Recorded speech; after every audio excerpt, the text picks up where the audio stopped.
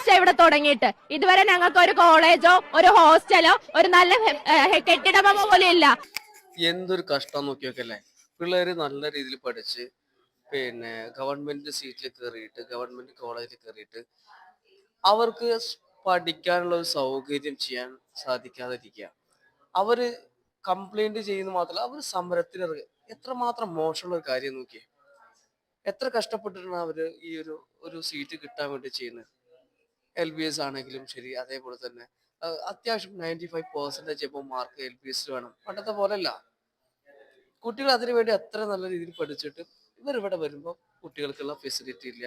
നമ്മളൊക്കെ ബാംഗ്ലൂർ കോളേജ് അല്ലെങ്കിൽ അങ്ങനെയുള്ള കോളേജിന്റെ അവിടെ ബെഞ്ചിലെ ഡെസ്ക് ഇല്ല എന്നൊക്കെ നമ്മൾ പറയണ്ടായിരുന്നു. ഇത് നമ്മുടെ നാട്ടിലെ അവസ്ഥയാണ്. ഇത് നമ്മൾ ആരോടാ പറയാ? അപ്പൊ ഇതൊക്കെ നമ്മൾ കാര്യമായിട്ട് എടുക്കണം. നമ്മുടെ ഗവൺമെന്റ് ഒക്കെ ഇതിനെതിരെ ഇങ്ങനെയൊക്കെ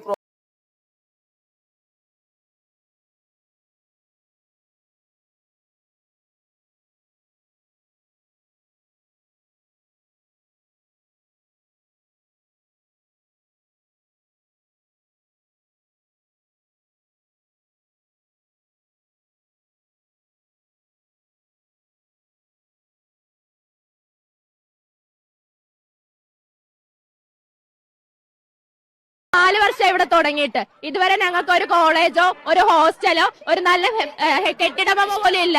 ഞങ്ങൾക്ക് MBBS അനുവദിച്ചു തന്ന ഓരോ 2 ക്ലാസ് മുറികളിലാണ് 4 ബാച്ചുകൾ നിൽക്കുന്നത്. 2022 മുതൽ അന്നുള്ള എല്ലാ മന്ത്രിമാർക്കും നമ്മൾ എന്ത് ചെയ്തിട്ടുണ്ട്, ലെറ്റർ കൊടുത്തിട്ടുണ്ട്. അപ്പോഴൊക്കെ ശരിയാക്കാമെന്ന് പറഞ്ഞ് ഞങ്ങൾ അടക്കി നിർത്തിയിട്ടുള്ളൂ. 233 വിദ്യാർത്ഥികൾ പഠിക്കുന്ന കോളേജിൽ വെറും പ്രിൻസിപ്പൽ ഉൾപ്പെടെ 7 ടീച്ചർമാർ മാത്രമാണുള്ളത്. എന്തിനാണ് ഈ പ്രഹസനം? ഒരു കെട്ടിടവും ബോർഡും ഉണ്ടെങ്കിൽ മാത്രം ഒരു കോളേജായോ ഒരു നഴ്സിംഗ് കോളേജായോ കയറിയിരിക്കാൻ ഒരു സീറ്റ് പോലും ഇല്ല, കസേര പോലും ഇല്ല.